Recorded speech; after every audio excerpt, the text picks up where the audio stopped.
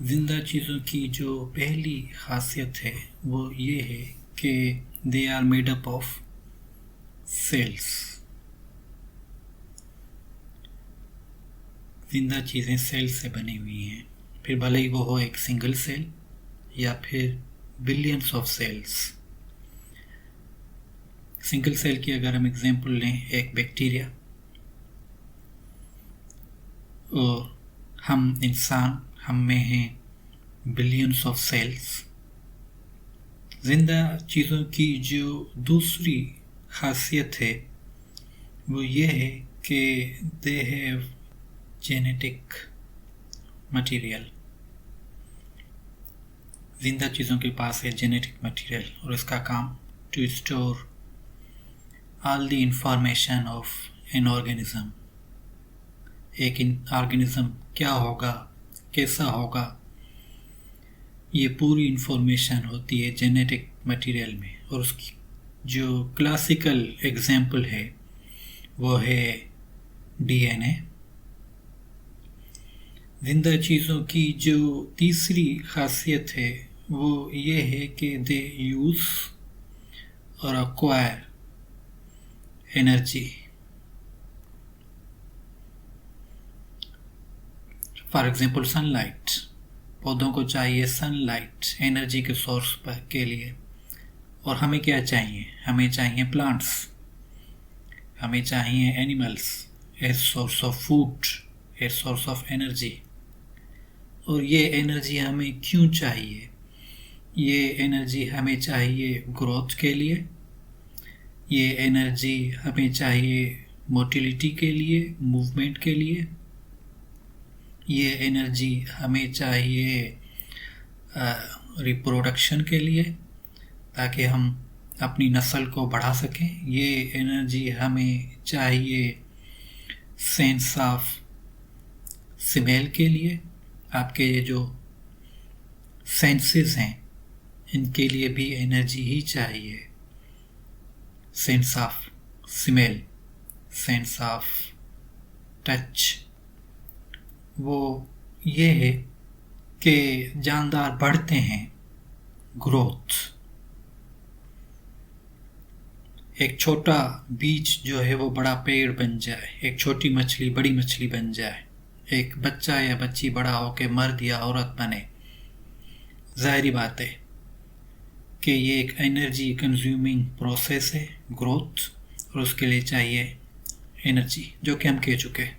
कि जो पांचवी खासियत है वो ये है कि they can carry out chemical reactions. अब अगर आप नोट करें कि ये जो आपका सेंस ऑफ स्मेल है, ये जो आपका सेंस ऑफ टच है, ये केमिकल रिएक्शंस ही हैं। Means we can write that organisms can carry out chemical reactions. और इसमें जो मेजर प्लेयर्स हैं वो हैं एंजाइम्स। जानदारों की जो छठी खासियत है वो ये है कि ये अपने अंदर का माहौल एक ही जैसा रखते हैं, चाहे वो एक सेल हो, चाहे हम इंसान ही क्यों ना हो। वी मेंटेन कांस्टेंट इंटरनल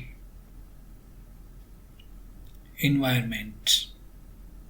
हमारे जिस्म में कार्बन डाइऑक्साइड या ऑक्सीजन की लेवल हमेशा एक ही जैसी रहती है। हमारे जिस्म का टेम्परेचर हमेशा 37 होगा। सेल्स के अंदर जो साल्ट्स हैं, शुगर्स हैं, उनकी लेवल हमेशा एक ही जैसी रहेगी। सेल्स के अंदर जो आयंस हैं उनकी लेवल्स हमेशा एक ही जैसी रहेगी। और इससे साइंस की लैंग्वेज में जो टर्म यूज़ होती है इसके लिए वो है होम्योस्टेसिस। इसे कहते हैं होम्योस्टेसिस। जानदारों की जो सातवीं खासियत है वो ये है कि they respond to external stimuli और इंटरनल स्टिमुलाई। बाहर या अंदर से जो सिग्नल्स आ रहे हैं उन पर रिस्पॉन्ड करना, ये भी जानदारों की एक खासियत है। मिसाल के तौर पर अगर हम लें कि शुगर लेवल का खून में ज़्यादा होना, अगर आपके जिस्म में शुगर लेवल ज़्यादा हो जाए तो इंसुलिन सिक्रीट होगी, और उसके नतीजे में क्या होगा कि शुगर लेवल अपनी बेसलाइन वापस अपनी फिजियोलॉजिकल लेवल पे आ जाए। शुगर लेवल का ज़्यादा होना, इंसुलिन सीक्रेट होना और फिर शुगर लेवल का बेसलाइन या फिजियोलॉजिकल लेवल पे वापस आ जाना, ये एक ऑर्गेनिज्म ने एक स्टिमुलस को रिस्पॉन्ड किया, और यहाँ पर स्टिमुलस थी शुगर लेवल, और इसे हम कहते हैं होम्योस्टेसिस। जो 8वीं खासियत है, स्पेसिफिक टर्म अगर हम यूज़ करें या प्रॉपर वर्ड्स यूज़ करें तो दे कैन प्रोड्यूस ऑफस्प्रिंग्स।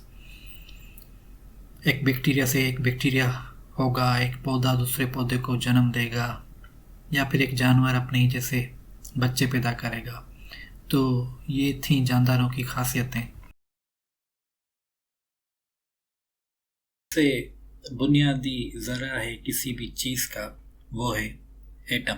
हम शुरुआत कर रहे हैं एटम से कि atom is the smallest unit of an element, और एक एटम में किसी भी एलिमेंट की सारी प्रॉपर्टीज भी होती हैं। मतलब an atom has all the properties of an element. मिसाल के तौर पर कॉपर। अब जो कॉपर है, वो कॉपर का जो एटम है वो है स्मॉलेस्ट यूनिट ऑफ कॉपर। इस एटम में है all the properties of copper. अब कॉपर के एटम में कॉपर की सारी प्रॉपर्टीज भी हैं। आगे की जो लेवल है वो है मॉलिक्यूल्स। एटम्स एक दूसरे के साथ जुड़ें तो ये बनाएंगे मॉलिक्यूल्स। और ये एटम्स किस तरह से जुड़ेंगे? By different bonds. Living organism में जो सबसे बेसिक लेवल है वो है cell. Cell is the smallest unit of life. जिस तरह से एक एटम स्मॉलेस्ट यूनिट है एलिमेंट का, और फिर एक सेल में है all the properties of life. एक सेल में जिंदगी की सारी प्रॉपर्टीज हैं। वो क्या हैं? वो है ग्रोथ। एक सेल जो है वो ग्रो हो सकता है। एक सेल जो है वो केमिकल रिएक्शंस कैरी ऑन कर सकता है। एक सेल रिप्रोड्यूस कर सकता है, जिसे कहते हैं सेल डिवीजन। एक सेल जो है वो अपने अंदर का माहौल एक ही जैसा रखेगा, जिसे कहेंगे होम्योस्टेसिस। सेल्स एक दूसरे के साथ मिलें तो ये बनाएंगे tissues. When cells combine together, मतलब हम इसे सिंपल वर्ड्स में लिखेंगे कि जब सेल्स एक दूसरे के साथ जुड़ें तो वो बनाएंगे टिश्यू। जिस तरह से कि एटम्स एक दूसरे के साथ जुड़े हुए हैं बाय बॉन्ड्स, सेल्स एक दूसरे के साथ जुड़ेंगे सेल जंक्शंस की वजह से। टिश्यूज जो हैं वो बनाएंगे organ. Tissues will give rise to functional organ. मिसाल के तौर पर जब आप माइक्रोस्कोप पर ब्रेन का टिश्यू देख रहे होते हैं तो वो आप ब्रेन नहीं देख रहे होते, कलेक्शन ऑफ सेल देख रहे होते हैं। लेकिन वही टिश्यू बना सकता है एक ब्रेन। इसी तरह से अगर आप हार्ट टिश्यू देख रहे होते हैं तो वो एक कलेक्शन ऑफ सेल है, वो हार्ट नहीं है, लेकिन वही टिश्यू बना सकता है हार्ट। ऑर्गन सिस्टम, और इसे हम इस तरह से लिख सकते हैं कि जब डिफरेंट ऑर्गन्स एक दूसरे के साथ मिलके काम करें तो वो बनाएंगे organ system. Collection of organs, collection of cell tissue, और फिर collection of organ system. For example आपके डाइजेस्टिव सिस्टम में क्या है? आपके डाइजेस्टिव सिस्टम में है ग्लैंड्स, आपके डाइजेस्टिव सिस्टम में है स्टमक, आपके डाइजेस्टिव सिस्टम में है पेनक्रियास, आपके डाइजेस्टिव सिस्टम में है लिवर। हम पूरी लिस्ट नहीं बना रहे, हम सिर्फ चंद नाम लिख रहे हैं। और ये सब क्या बनाएंगे? ये बनाएंगे डाइजेस्टिव सिस्टम। एक जानदार में, एक मल्टी सेल्यूलर ऑर्गेनिज्म में होते हैं मुख्तलिफ ऑर्गन सिस्टम, और ये ऑर्गन सिस्टम जानवरों में या एनिमल्स में ज़्यादा डिफाइंड है एज कंपेयर टू प्लांट्स। तो इसकी एग्जाम्पल के तौर पर हम ये लिख सकते हैं कि जानवरों में फॉर एग्जाम्पल है digestive system, cardiovascular system, nervous system. Organ system ने मिलकर जुड़कर बनाया एक ऑर्गेनिज्म। जब ऑर्गन सिस्टम ने एक साथ काम किया तो बना ऑर्गेनिज्म। आगे की जो लेवल है उसे कहते हैं पॉपुलेशन। पॉपुलेशन मतलब any number of same species in an area, वो बनाएगी पॉपुलेशन। और फिर अगर डिफरेंट स्पीशीज हो तो वो बनाएंगी community. Different species in an area. और अगर उसमें आप जोड़ दें एक नॉन लिविंग पार्ट तो ये बनेगा आपका इकोसिस्टम, मतलब community plus non living part. किसी एरिया में सिर्फ इंसान है तो वो है एक पॉपुलेशन, लेकिन इंसानों के साथ और जानवर चरिंद परिंद भी हैं तो वो है एक कम्युनिटी। और फिर जो नॉन लिविंग पार्ट है उसमें आप जोड़ दें पत्थर, पानी, झील, पहाड़, ये बन गया इकोसिस्टम। एटम्स ने बनाए मॉलिक्यूल्स, मॉलिक्यूल्स ने बनाए सेल्स, सेल ने बनाए टिश्यूज, टिश्यूज ने मिलकर बनाए ऑर्गन्स, ऑर्गन ने मिलकर बनाए ऑर्गन सिस्टम। और फिर मुख्तलिफ ऑर्गन सिस्टम ने काम किया और मिलके बनाया मल्टी सेल्यूलर ऑर्गेनिज्म। अगर सेम स्पीशी है किसी एरिया में तो उसे कहेंगे पॉपुलेशन, और अगर डिफरेंट स्पीशीज हैं तो उसे कहेंगे कम्युनिटी। और फिर उसका जो नॉन लिविंग पार्ट है उसे कहेंगे इकोसिस्टम। मॉलिक्यूलर बायोलॉजी, अब जैसा कि नाम से ही जाहिर है, इसमें आप स्टडी करेंगे मॉलिक्यूलर लेवल पर। मतलब हम ये लिख सकते हैं कि study at the molecular level. इसमें आप स्टडी करेंगे सेल्स, इसमें आप स्टडी करेंगे ऑर्गेनिजम्स, एक्टिविटीज़, सिंथेसिस। एक सेल जो है वो एक ही वक्त में हज़ारों चीज़ें बना रहा है। जिसमें आप स्टडी करेंगे इंटरेक्शंस, सेल्स जो है वो एक दूसरे के साथ भी इंटरेक्ट कर रहे हैं, और सेल के जो ऑर्गेनेल्स हैं वो एक दूसरे के साथ एक ही सेल के अंदर होते हुए इंटरेक्ट कर रहे हैं। तो study at the molecular level, और उसके लिए आपको चाहिए टेक्निक्स। अब ये मॉलिक्यूलर लेवल पर स्टडी करने के लिए आपको चाहिए कुछ टेक्निक्स। फॉर एग्जांपल हम एक बड़ी एग्जांपल लें PCR। तो स्टडी एट मॉलिक्यूलर लेवल, और उसमें आपको चाहिए टेक्निक्स। इन्वायरमेंटल बायोलॉजी, मतलब इसमें आप स्टडी करेंगे कि एक इन्वायरमेंट किस तरह से इन्फ्लुएंस करता है किसी ऑर्गेनिज्म को। Interaction of living organism and it's environment. एक लिविंग ऑर्गेनिज्म का आपने एनवायरनमेंट के साथ किस तरह का इंटरेक्शन है। माइक्रोबायोलॉजी, अब जैसा कि नाम से ही जाहिर है कि माइक्रो, इसमें आप स्टडी करेंगे माइक्रो ऑर्गेनिजम्स, यानी वो जानदार जो कि सिर्फ माइक्रोस्कोप से देखे जा सकते हैं।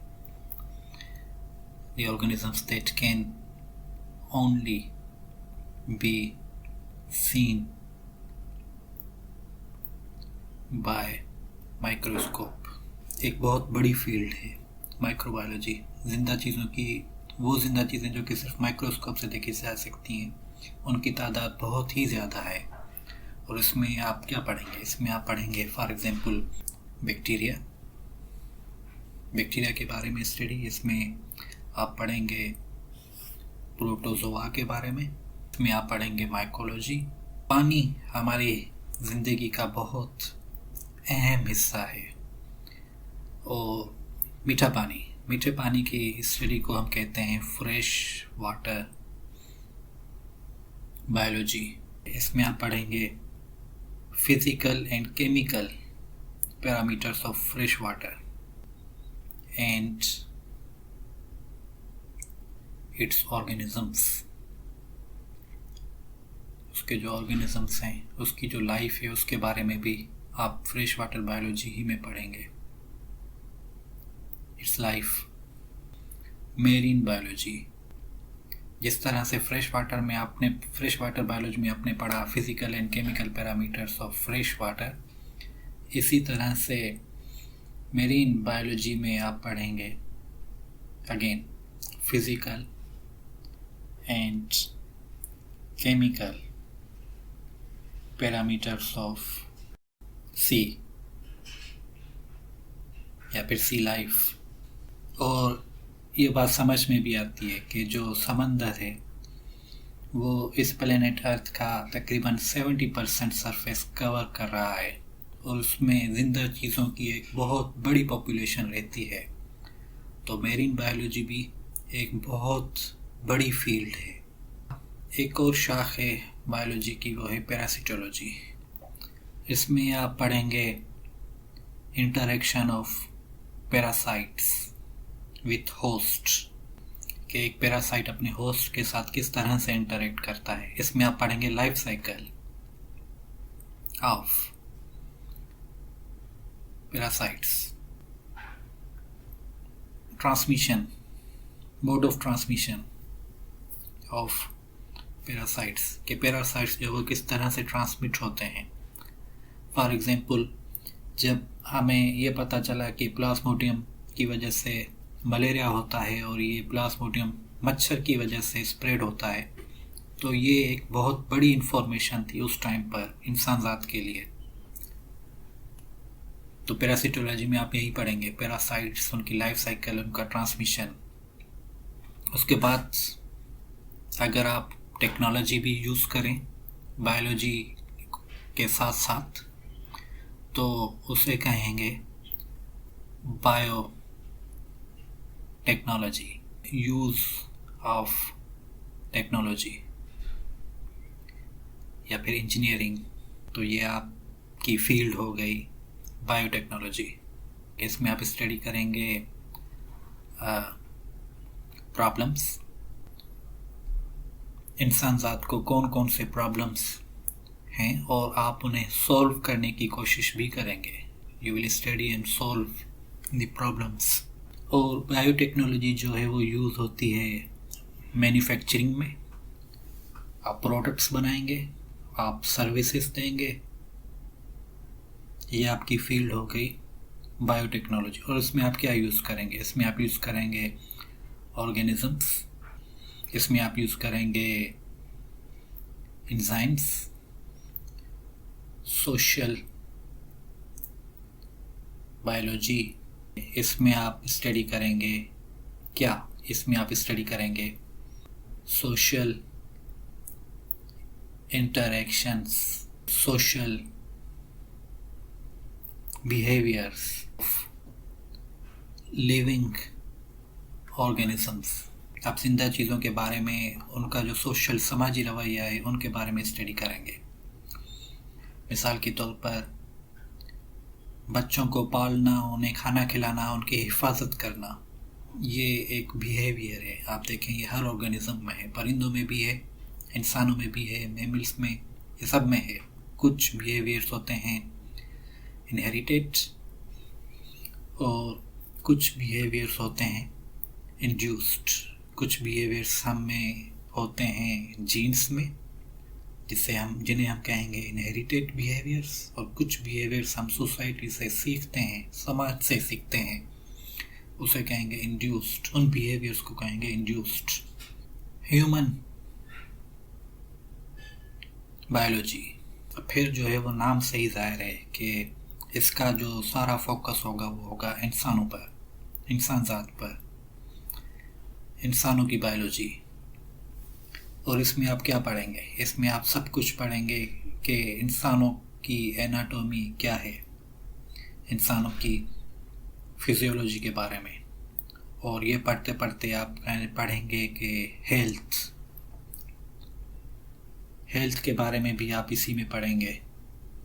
और इसके अलावा आप पढ़ेंगे इनहेरिटेंस के बारे में। इसका फोकस जो है वो है इंसान।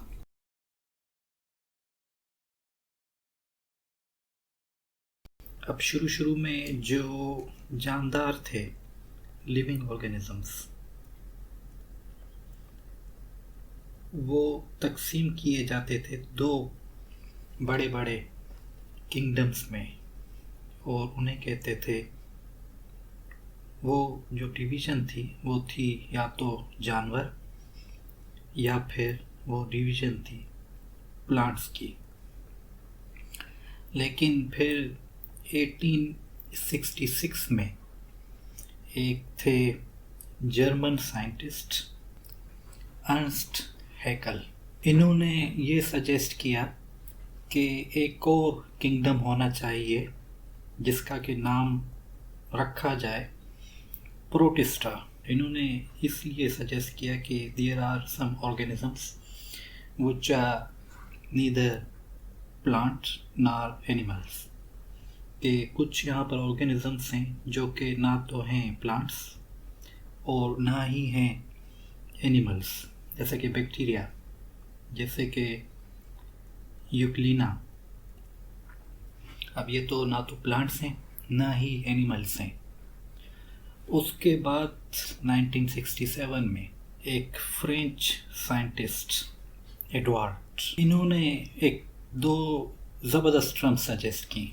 इन्होंने जो टर्म सजेस्ट की वो थी प्रोकैरियोटिक, जो कि अब बनी है प्रोकैरियोट, और इन्होंने टर्म सजेस्ट की यूकैरियोटिक,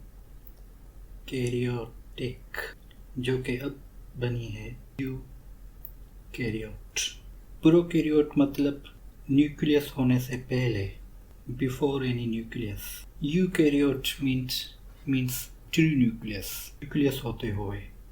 कुछ जानदार ऐसे हैं जिनमें न्यूक्लियस नहीं है और कुछ जानदारों में न्यूक्लियस है। बड़ी डिवीज़न हो गई कि ऐसे जानदार जिनके पास न्यूक्लियस नहीं है और ऐसे जानदार जिनके पास के न्यूक्लियस है। वाइटेकर, और इन्होंने 1969 में सजेस्ट किया कि देयर शुड बी 5 किंगडम्स, कि जानदारों को जो है 5 किंगडम्स में क्लासिफाई किया जाए। और इन्होंने ये भी सजेस्ट किया कि जो फंजाई है इनका होना चाहिए एक अलग kingdom.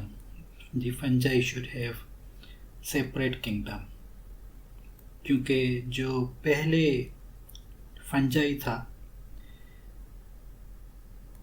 Fungi was considered part of plant kingdom. Previously, fungi was considered part of plant kingdom. Carl Woese 1970 में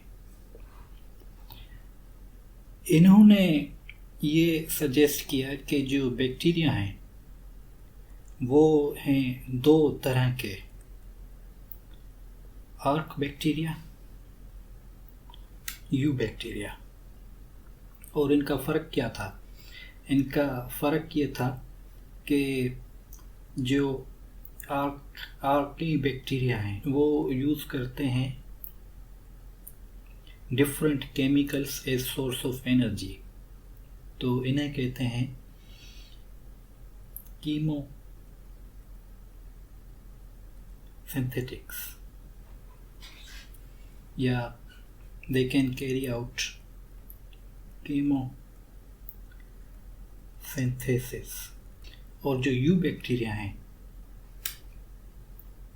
ये, इनके बारे में हम अभी पढ़ेंगे। ये पहले थे जर्मन साइंटिस्ट, इन्होंने ये सजेस्ट किया कि बैक्टीरिया और यूग्लिनिया के लिए होना चाहिए अलग किंगडम, जिसे कि कहा जाए प्रोटिस्टा।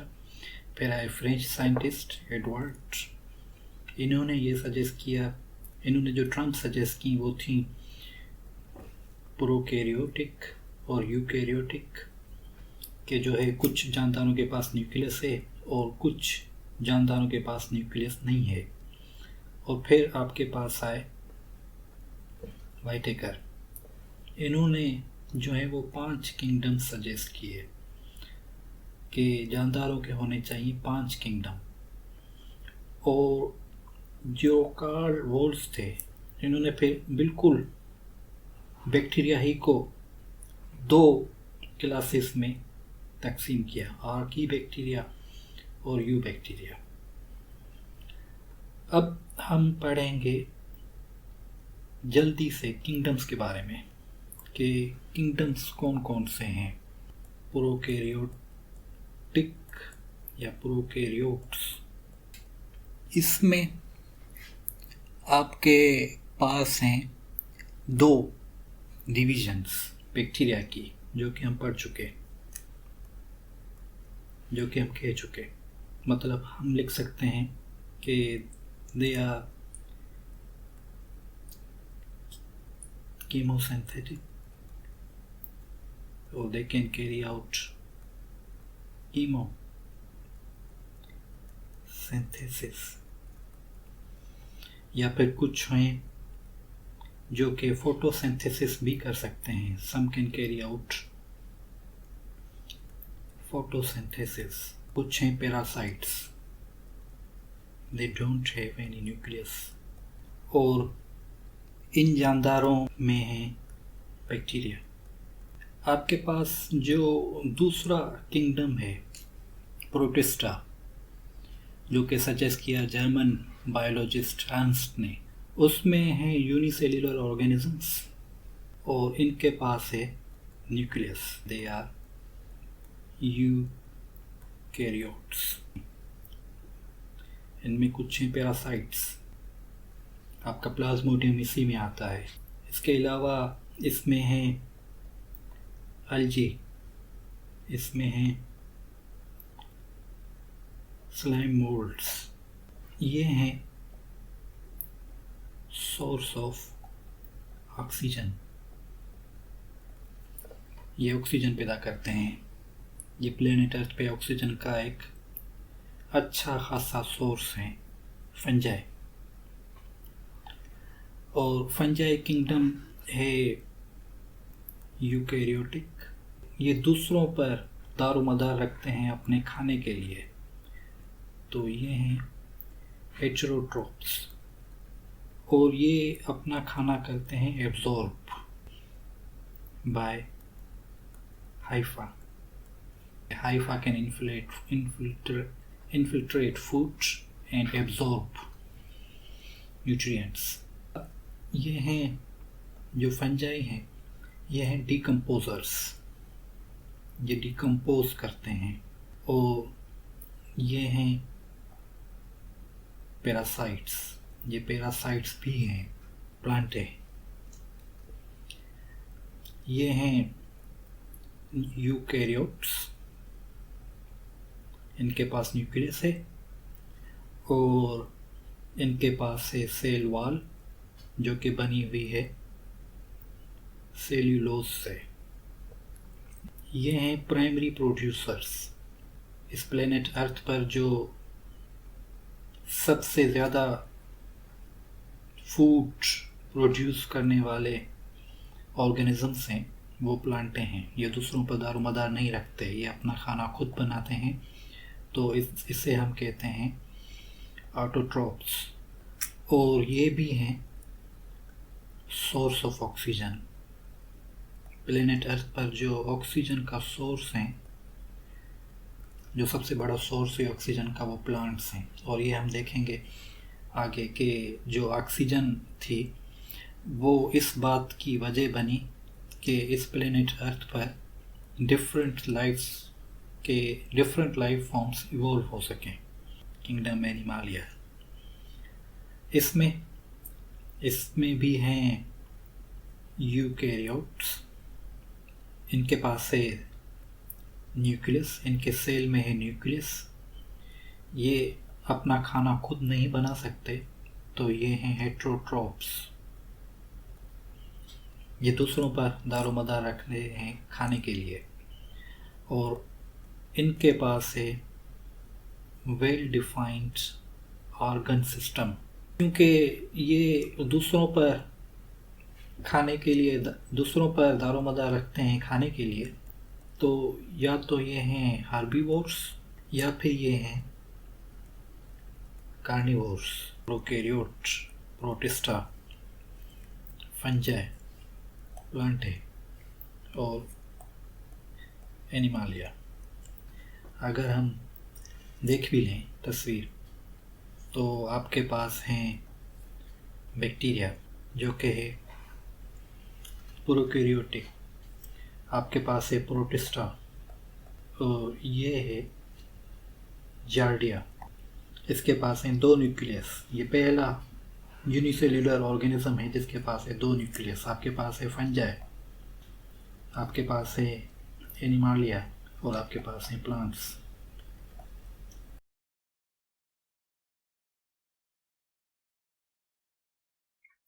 साइंस या बायोलॉजी को प्रैक्टिकली करने से पहले आप किसी भी चीज़ को करेंगे ऑब्जर्व।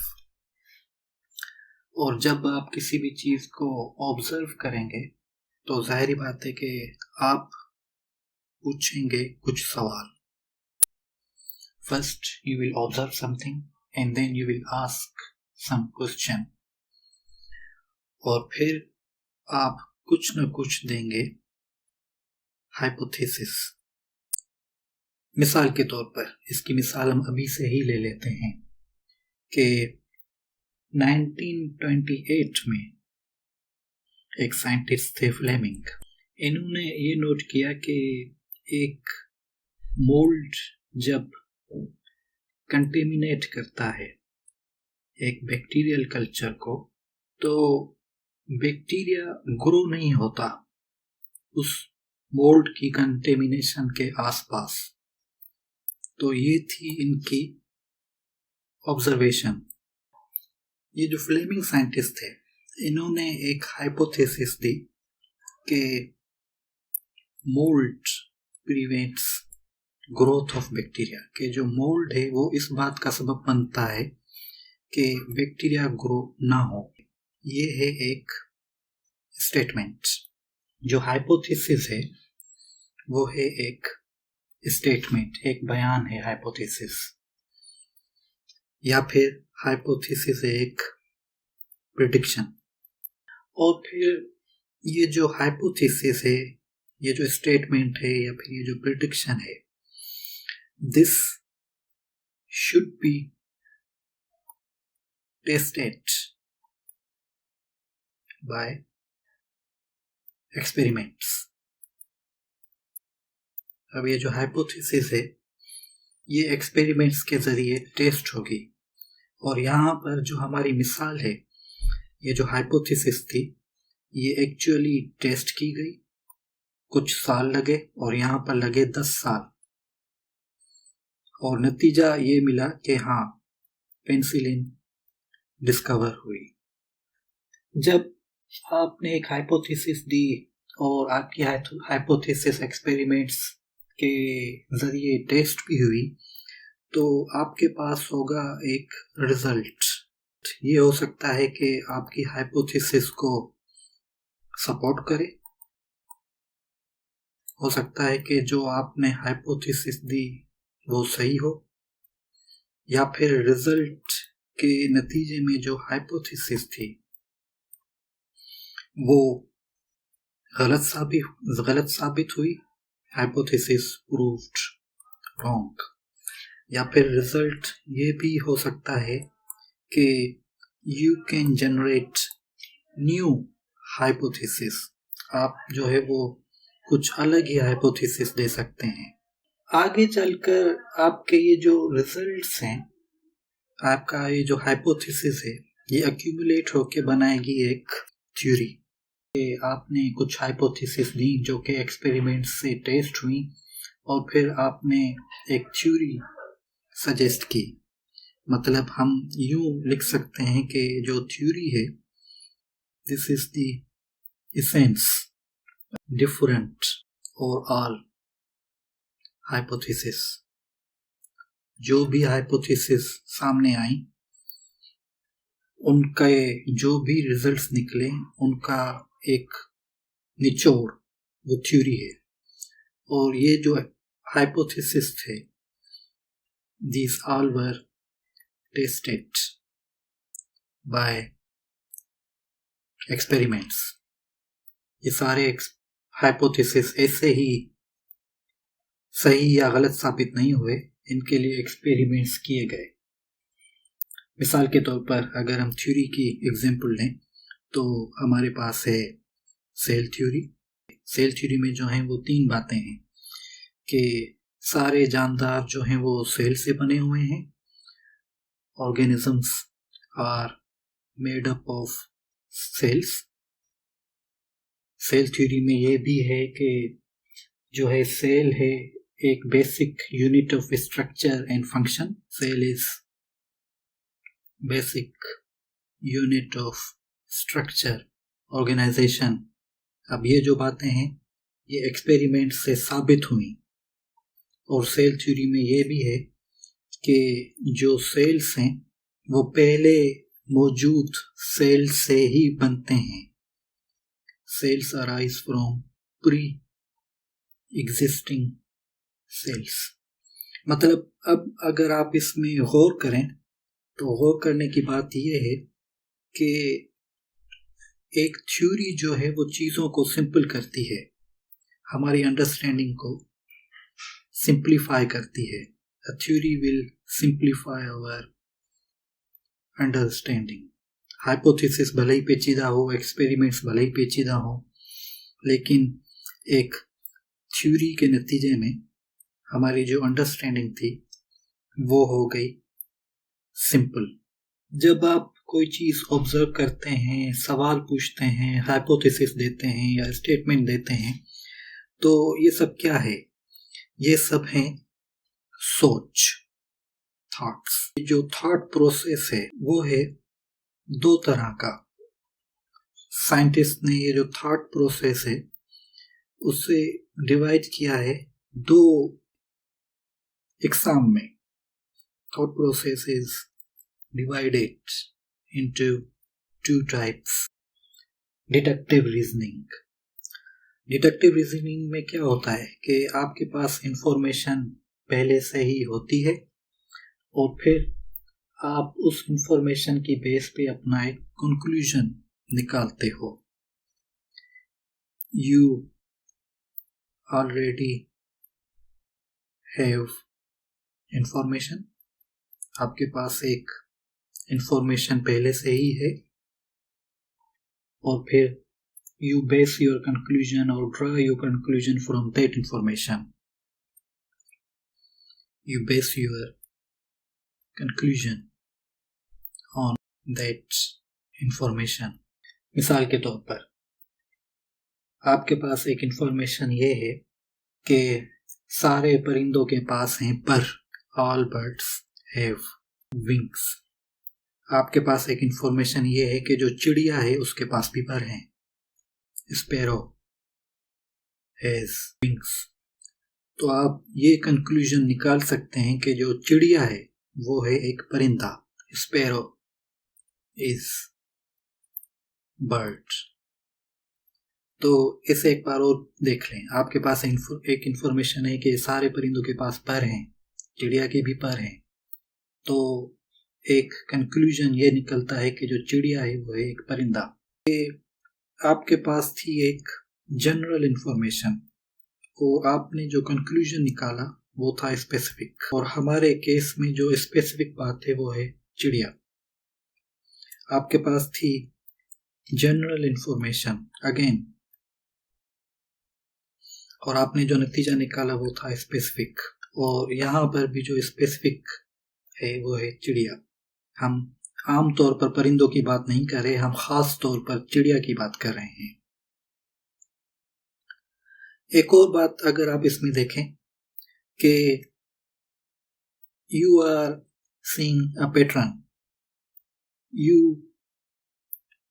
यू आर ड्राइंग, आप इनका रिलेशनशिप देख रहे हैं, इस इंफॉर्मेशन का रिलेशनशिप देख रहे हैं आप कि ये दो इंफॉर्मेशन एक दूसरे के साथ किस तरह से मिली हुई है, और फिर आप एक स्पेसिफिक नतीजा निकाल रहे हैं।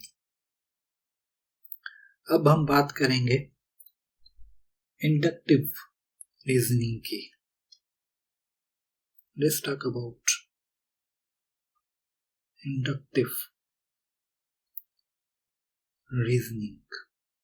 इंडक्टिव रीजनिंग में आपके पास होती है एक observation, you have an observation, और फिर you draw a general conclusion.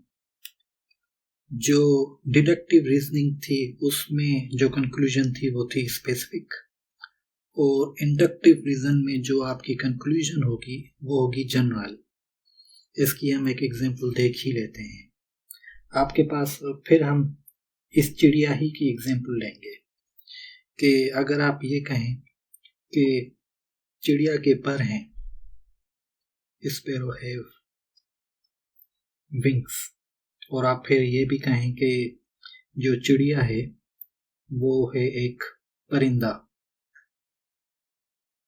और फिर दूसरी जो आप ऑब्जर्व करें बात वो ये कि जो कबूतर हैं उनके भी हैं पर, या फिर जो बाज हैं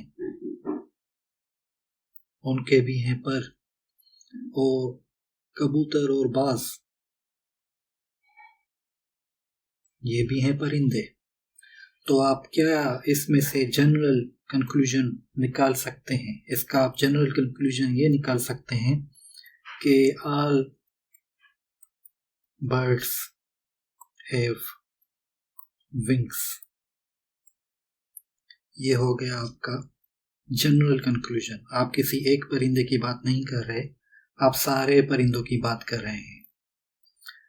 तो ये था कि ये स्टेप्स थे कि साइंस किस तरह से काम करती है। सबसे पहले आप कोई चीज़ ऑब्जर्व करेंगे, आप सवाल उठाएंगे, आप कुछ हाइपोथेसिस देंगे। यह हाइपोथेसिस हो सकती है कि स्टेटमेंट या कुछ प्रिडिक्शन, और ये प्रिडिक्शन फिर होगी टेस्ट बाय डिफरेंट एक्सपेरिमेंट्स। और हमने एक एग्जांपल भी देख ली फ्लेमिंग की, जिसने ये नोट किया कि जब मोल्ड कंटेमिनेट करे किसी बैक्टीरियल कल्चर को तो वहाँ पर बैक्टीरिया ग्रो नहीं होते, और इसने ये स्टेटमेंट दी है, हाइपोथेसिस दी कि जो मोल्ड है वो बैक्टीरिया की ग्रोथ को रोकता है। और फिर ये हाइपोथेसिस टेस्ट भी हुई, 10 साल में पेनिसिलिन बन भी गई। मतलब ये जो रिजल्ट है ये हाइपोथेसिस को सपोर्ट भी कर सकता है, या फिर हाइपोथेसिस को हो सकता है कि गलत भी साबित करे, या फिर एक अलग ही न्यू हाइपोथेसिस दे दे। आप देंगे एक थ्योरी होगी इस सेंस ऑफ डिफरेंट या ऑल हाइपोथेसिस, और फिर हर हाइपोथेसिस चेक होगी एक्सपेरिमेंट से। मिसाल के तौर पर सेल थ्योरी की जो भी बातें हैं वो टेस्ट हुई डिफरेंट एक्सपेरिमेंट्स के नतीजे में। आप इसमें जो खूबसूरत बात देखें थ्योरी की वो ये है कि ये हमारी अंडरस्टैंडिंग को करती है सिंप्लीफाई, पेचीदा नहीं करती, सिंपल करती है चीज़ों को। और उसके बाद जो सोचने का तरीका है वो डिवाइडेड है दो में, डिडक्टिव और इंडक्टिव। डिडक्टिव में आपके पास इंफॉर्मेशन पहले से होती है और आप एक स्पेसिफिक कंक्लूजन उससे निकालते हैं। इंडक्टिव रीजनिंग में आपके पास जो इंफॉर्मेशन होती है उससे आप निकालते हैं एक जनरल कंक्लूजन। तो ये था साइंटिफिक मेथड या बायोलॉजिकल मेथड के साइंस किस तरह से काम करती है। इंडस्ट्रीज की वजह से हमारा क्वालिटी ऑफ लाइफ, ज़िंदगी की जो क्वालिटी है वो बढ़ी है, इसमें कुछ शक नहीं। लेकिन उसके साथ साथ हमने अपने माहौल को ख़राब भी किया है इंडस्ट्रियलाइजेशन की वजह से। उसका रीज़न है इंडस्ट्रियल वेस्ट। इंडस्ट्रियल वेस्ट को सही तरह से डिस्कार्ड ना किया जाए। For example, if you discard industrial waste in air, हवा में, माहौल में इंडस्ट्रियल वेस्ट छोड़ रहे हैं, लैंडफिल एरियाज में इंडस्ट्रियल वेस्ट डंप कर रहे हैं, रिवर्स में इंडस्ट्रियल वेस्ट को जो है वो डंप कर रहे हैं, ये नुकसान पहुंचाएगा हमारे माहौल को। फॉर एग्जांपल, इंडस्ट्रियल वेस्ट में काफ़ी चीज़ें हैं कार्सिनोजेनिक जो कि सबब बनती हैं कैंसर का। They can cause cancer. अगर हम बात करें रिवर्स की, फ्रेश वाटर, आप क्या समझते हैं कि जो मीठा पानी है जो हम पीते हैं, नदियाँ, झील, झरने, ये कितने फीसद है? It is just less than 1.5% of total fresh water available. जितना भी फ्रेश वाटर अवेलेबल है, नदियाँ, झील, झरने, जो पानी हम इस्तेमाल करते हैं, वो सिर्फ है 1.5% या उससे भी कम। और उसमें भी अगर आप डालते रहें industrial waste, you will surely destroy the ecosystem of fresh water। आप जो है वो मीठे पानी का जो भी इकोसिस्टम है उसे तबाह कर देंगे, उसकी लाइफ को तबाह करेंगे। उसमें जो भी ज़िंदा चीज़ें रहती हैं उनकी तबाही का बाइस बनेंगे। ये कंटेमिनेटेड वाटर अगर यूज़ हो रहा है टू ग्रो क्रॉप्स, अगर आप फसलें भी इस कंटेमिनेटेड वाटर से ही उगा रहे हैं, मतलब अब ये कंटेमिनेशंस आ गई आपके फूड में। पानी है, it is used for cooking, drinking. ये समझना कि हमने कचरे भर भर कर ट्रक के नदियों नालियों में डाल दिए, इंडस्ट्रीज़ का वेस्ट जो है वो हमने नदियों में डाल दिए और हम आज़ाद हैं, ये गलत फहमी है। ये घूम फिर कर हमारे ही जिस्म में आएगा। इसके अलावा हम जो है वो फ्रेश वाटर में क्या डंप कर रहे हैं? हम डंप कर रहे हैं सिटी सीवेज। जो शहरों का गंदा पानी है वो भी जा रहा है नदियों में। और अगर ये सिलसिला इसी तरह चलता रहा तो ये जो प्लेनेट अर्थ है, it will no longer support life. ये भी हो सकता है कि फिर ये लाइफ प्लेनेट अर्थ पर बाकी ना रहे। और ये ग्लोबल वार्मिंग जो है वो आजकल का हॉट टॉपिक, बर्निंग टॉपिक है। किसी ज़माने में लीड यूज़ होता था इन फ्यूल्स, टेट्राइथाइल लीड। ये है हाईली पॉइजनस। जब हमें ये पता चला कि लीड है highly poisonous because of course biology, तो अब इसका यूज़ जो है वो फ्यूल्स में है इंटरनेशनली बैंड। अब आप जो है वो लीड को फ्यूल में इस्तेमाल नहीं कर सकते। ये इसलिए इस्तेमाल करते थे कि lead use to increase the performance of engines, vehicles.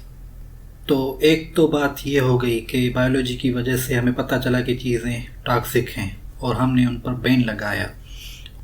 बायोरीमीडिएशन, अगर हम जिंदा चीज़ें यूज़ करें इन्वायरमेंट के पोल्यूशन को ख़त्म करने के लिए, तो उससे कहेंगे बायोरीमीडिएशन। बायो मतलब जिंदा, रीमीडिएशन मतलब टू सॉल्व।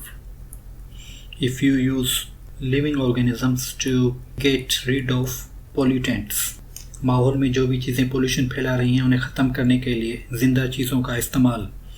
और उसमें भी अगर हम एग्जाम्पल लें तो अलजी, We know that the algae can absorb heavy metals, pesticides.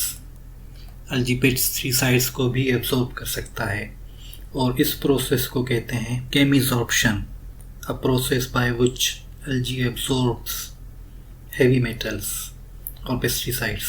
और ये एब्जॉर्ब करने के बाद this will be used as nutrients. हमारे लिए ये हैं पोल्यूटेंट्स, लेकिन algae के लिए ये है न्यूट्रिएंट्स।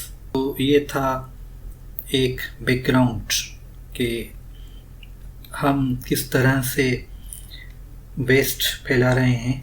एक एग्जांपल हमने देखी फ्रेश वाटर की कि हम इंडस्ट्रीज़ का वेस्ट या फिर शहरों का वेस्ट जो है वो फ्रेश वाटर में डंप कर रहे हैं, लेकिन हम ये बात भूल जाते हैं कि ये वेस्ट आएगा घूम फिर कर हमारे खाने में। अगर ये सिलसिला ऐसा ही चलता रहा तो ये ज़मीन हो सकता है कि ज़िंदगी को सपोर्ट ना कर सके। एक एग्जांपल हमने ये देखी कि किसी ज़माने में लीड यूज़ होती थी फ्यूल्स में, और लीड है हाईली पॉइजनस, लेकिन फिर जब हमें बायोलॉजी की वजह से ये पता चला कि लीड है हाईली पॉइजनस तो हमने इस पे लगाया बैन। बायोरिमीडिएशन, जब आप ऑर्गेनिजम्स को यूज़ करें माहौल के पोल्यूटेंट्स को ख़त्म करने के लिए, तो उसे कहते हैं बायोरिमीडिएशन। उसकी एक एग्जांपल algae। हमें ये पता है कि algae एब्जॉर्ब करता है हेवी मेटल्स और पेस्टिसाइड्स और ये यूज़ करता है इन्हें न्यूट्रिएंट्स के तौर पर। मुझे उम्मीद है कि आपकी लर्निंग में कुछ इजाफा हुआ। See you next time.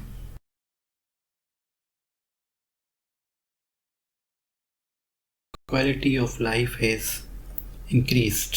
हमारी एवरेज लाइफ है वो बढ़ी है, हमारे पास बेहतर ट्रीटमेंट है आजकल, यह बेटर ट्रीटमेंट। आपके पास है अवेयरनेस ऑफ पैथोजेंस, पैरासाइट्स के बारे में भी अवेयरनेस कुछ ज़्यादा ही है आजकल। चाइल्ड मोर्टेलिटी कम हुई है कि बच्चे जो हैं उनके सरवाइव होने का चांस ज़्यादा है आज के दौर में as compared to previous years. खाना ज़्यादा है, फूड इज़ अबंडेंट, इसलिए कि हम जो हैं वो पौधों की या जानवरों की जेनेटिकली मॉडिफाइड वैराइटीज़ यूज़ कर रहे हैं, जेनेटिकली मॉडिफाइड प्लांट्स यूज़ करते हैं, तो आपके पास जो यील्ड है, प्रोडक्शन है, वो ज़्यादा है। और अगर आप एनिमल्स जेनेटिकली मॉडिफाइड यूज़ कर रहे हैं तो मीट या जो डेयरी प्रोडक्ट्स हैं वो आपके पास हैं ज़्यादा। जल्दी से बात कर लें प्लांट टिश्यू कल्चर की। You will have the same copies of a plant. आपने जब देखा कि कोई एक प्लांट ज़्यादा यील्ड दे रहा है तो आप प्लांट टिश्यू कल्चर से उसी प्लांट की ज़्यादा कॉपीज़ बना सकते हैं। पेस्टिसाइड्स, हम पेस्टिसाइड्स भी यूज़ करते हैं और पेस्टिसाइड्स यूज़ करने की वजह से हमारी जो फूड की यील्ड है वो बढ़ी है। एक बड़ी एग्जांपल लें DDT। ये किसी ज़माने में बहुत ज़्यादा यूज़ होता था फसलों के लिए, लेकिन फिर इस पर बैन हो गया। इसका पेस्टिसाइड इफेक्ट ज़बरदस्त हुआ करता था। हाइड्रोपोनिक कल्चर टेक्निक, वो टेक्निक जिसमें कि आप ग्रो करें प्लांट्स ऑन एरेटेड वाटर। आप एक तरह से सादा लफ्ज़ों में कहें तो पानी पर प्लांट ग्रो कर रहे होते हैं। आप ऐसा इसलिए करेंगे कि अगर आपके पास है कम ज़मीन या जो ज़मीन है वो है लेस फर्टाइल, अगर आप जानना चाहते हो इम्पोर्टेंस ऑफ एनी न्यूट्रिएंट, आप ये देखना चाहते हैं कि कोई न्यूट्रिएंट प्लांट के लिए कितना अहम है, तो आपके पास होगा एक कंट्रोल्ड इन्वायरमेंट। अगर आप प्लांट ग्रो करें हाइड्रोपोनिक कल्चर टेक्निक की मदद से। हमारे पास है पास्चराइजेशन, और ये डेवलप की लुई पास्चर ने। इसमें आप हीट करते हैं प्रोडक्ट्स को। वो प्रोडक्ट्स आपके हो सकते हैं dairy products, for example milk, वो आपका पानी ही हो सकता है। एग्स, इसका फ़ायदा ये है कि because of pasteurisation you will kill pathogens, you will inactivate certain enzymes, आप कुछ इंजाइम्स को इनएक्टिवेट कर देंगे। अगर आप इन इंजाइम्स को इनएक्टिवेट नहीं कर रहे तो ये इंजाइम्स प्रोडक्ट्स को करेंगी ख़राब। इसका फ़ायदे होंगे दो। एक तो ये होगा कि शेल्फ लाइफ जो है वो इंक्रीज़ होगी प्रोडक्ट्स की, the shelf life of products will increase. अगर शेल्फ लाइफ ज़्यादा है तो आप प्रोडक्ट्स को दूर तक एक्सपोर्ट कर सकते हैं और ज़्यादा देर तक रख सकते हैं। इसके अलावा इसका जो फ़ायदा है वो ये है कि अब जो प्रोडक्ट्स हैं they are safe to consume. अब आप उससे उन प्रोडक्ट्स को बाहिफाजत कंज्यूम कर सकते हैं विदाउट बीइंग सिक, विदाउट गेटिंग सिक। अब कोई बीमारी इसलिए नहीं फैलेगी क्योंकि आपने पैथोजेंस को पास्चुराइजेशन की वजह से मार दिया। बायोलॉजी ही की वजह से हमें ये पता है कि हम किस तरह से बीमारियों को रोक सकते हैं। We know the preventive measures to control disease, to stay away from disease.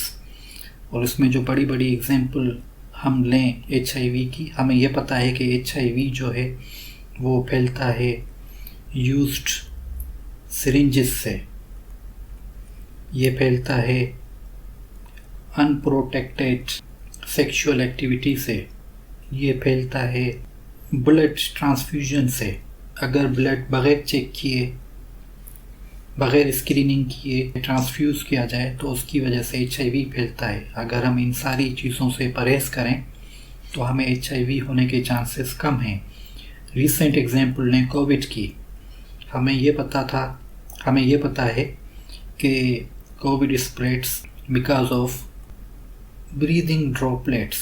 कोई इंसान जब बोले, खांसे, छींके, बात करे तो उसके नतीजे में जो ड्रॉपलेट्स निकलेंगे उससे कोविड फैलता है। तो हमने क्या किया? हमने यूज़ किए मास्क्स, हमने किया सोशल डिस्टेंसिंग और इसका नतीजा ये हुआ कि हमने कोविड पे कंट्रोल किया। इसके अलावा बीमारियों को कंट्रोल करने का जो तरीका है वो है वैक्सीनेशन। जो हमारे पास रिसेंट एग्जांपल है वो है कोविड की वैक्सीनेशन। और ये जो वैक्सीनेशन का कॉन्सेप्ट है ये जो है वो डेवलप किया एडवर्ड जेनर ने। और हमारे पास वैक्सीन हैं अगेंस्ट पोलियो, हमारे पास पोलियो के ख़िलाफ़ वैक्सीन है, हमारे पास मम्प्स के ख़िलाफ़ वैक्सीन है, हमारे पास वैक्सीन है स्मॉल पॉक्स के अगेंस्ट। ये वैक्सीन आपको लगे लेटर स्टेजेस ऑफ लाइफ में या फिर अर्ली स्टेजेस ऑफ लाइफ। तो ये थी बायोलॉजी की कंट्रीब्यूशंस। तो बायोलॉजी की कंट्रीब्यूशन ही की वजह से हमारी ज़िंदगी की क्वालिटी बढ़ी है, एवरेज लाइफ स्पैन बढ़ा, हमारे पास बेहतर ट्रीटमेंट है, अवेयरनेस है पैथोजेंस के ख़िलाफ़, और जो चाइल्ड मोर्टेलिटी है वो कम हुई है। फूड सप्लाई हमारे पास अबंडेंट है, हम यूज़ कर रहे हैं प्लांट्स की वैरायटीज़, हम यूज़ कर रहे हैं एनिमल्स की वैरायटीज़। टिश्यू कल्चर की वजह से जब आप देखेंगे कि कोई प्लांट ज़्यादा यील्ड दे रहा है तो टिश्यू कल्चर के ज़रिए आप उसकी सेम कॉपीज़ बना सकते हैं। हाइड्रोपोनिक कल्चर, आप इसमें प्लांट ग्रो करेंगे एक तरह से पानी पर ही। अगर आपके पास एरिया कम है या ज़मीन की फर्टिलिटी कम है, और अगर आप देखना चाहते हैं कि कोई न्यूट्रिएंट कितना अहम है, पास्चुराइजेशन, आप इसमें हीट करेंगे डिफरेंट प्रोडक्ट्स को, और जो पैथोजेंस हैं इसे आप मार देंगे या फिर इंजाइम्स को कर देंगे इनएक्टिव। इसकी वजह से जो शेल्फ लाइफ है वो बढ़ेगी और प्रोडक्ट्स होंगे सेफ़ टू कंज्यूम। आप बाहिफाजत इन्हें कंज्यूम कर सकते हैं बीमार हुए बगैर। प्रिवेंटिव मेजर में हमें यह पता है कि मुख्तलिफ़ बीमारियां कैसे फैलती हैं और उनसे कैसे बचा जाए। वैक्सीनेशन, हमारे पास डिफरेंट वैक्सीन्स हैं डिफरेंट डिजीज़ के ख़िलाफ़। तो ये थी बायोलॉजी की कंट्रीब्यूशंस। आपके पास जो है वो मुख्तलिफ दवाइयाँ हैं। मिसाल के तौर पर एंटीबायोटिक्स, आपके पास हैं डिफरेंट एंटीबायोटिक्स, और हमारी मिसाल पेनिसिलिन। और एंटीबायोटिक्स हैं अगेंस्ट बैक्टीरिया। अब जब हम एक अच्छी बात कर रहे हैं तो उसके जो साइड इफ़ेक्ट हैं वो भी देख लें कि अगर एंटीबायोटिक्स ज़्यादा यूज़ की जाएं तो जो बैक्टीरिया हैं they can become resistant against antibiotics. अगर एंटीबायोटिक्स ज़्यादा यूज़ की जाएं तो बैक्टीरिया रेजिस्टेंट हो जाएंगे। एक बड़ी एग्जांपल हम अगर देखें तो टीबी, अगर टीबी के इलाज में कोताही की जाए, extensive drug resistant TB,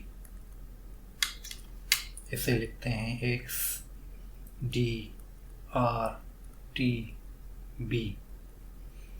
extensive drug resistant TB. इसमें जो पैथोजन है वो बहुत सारी दवाइयों के अगेंस्ट रेजिस्टेंट हो जाता है। The bacteria it will become resistant against most of TB drugs. और नतीजा क्या होगा? नतीजा ये होगा कि जो पेशेंट है उसके जो सरवाइव होने के चांसेस हैं वो कम हो जाएंगे। There will be less chances of survival for patients। लेकिन ये हम एग्जाम्पल ले रहे हैं, एक्सट्रीम एग्जाम्पल। आपके पास है रेडियोथेरेपी। अगर आप कैंसर को ट्रीट करने के लिए यूज़ करें X-rays to treat cancer, X-rays आएंगी फ्रॉम रेडियो एक्टिव कंपाउंड्स, तो ये हो गई आपकी रेडियोथेरेपी। अगर आप यूज़ करें केमिकल्स टू ट्रीट कैंसर तो वो आपकी हो गई chemotherapy, when you use chemicals to treat cancer. अगर हम इसमें एग्जाम्पल लें तो कुछ केमिकल्स माइक्रोट्यूब्यूल्स की डायनामिक्स पर अफेक्ट करते हैं। For example microtubule dynamics is disrupted. और माइक्रोट्यूब्यूल्स का काम क्या है? माइक्रोट्यूब्यूल एक साइटोस्केलेटन है और क्रोमोसोम्स को सेल डिवीजन में खींचती हैं ये। तो ये हो गई आपकी chemotherapy. You also have gene therapy. Gene therapy में आप क्या करेंगे? You will correct the genetic cause of disease. Genetic cause of disease is treated। इसमें आप या तो डालेंगे न्यू जीन किसी सेल में, यू विल इधर इंसर्ट न्यू जीन, आप एक सेल में बिल्कुल न्यू जीन डाल देंगे, या फिर आप कोई जीन रिमूव करेंगे, यू विल रिमूव जीन, या फिर आप करेक्ट करेंगे किसी फॉल्टी जीन को जो अपना काम सही नहीं कर रही, उसे करेक्ट करेंगे। आपके पास है अब क्लोनिंग भी। एक जो क्लोन है वो है जेनेटिकली आइडेंटिकल सेल्स और जेनेटिकली आइडेंटिकल इंडिविजुअल्स। अगर आप क्लोनिंग कर रहे हैं ऑर्गेनिजम्स की तो आप फर्टिलाइज्ड एग से न्यूक्लियस रिमूव करेंगे और उसमें न्यूक्लियस डालेंगे किसी डोनर का।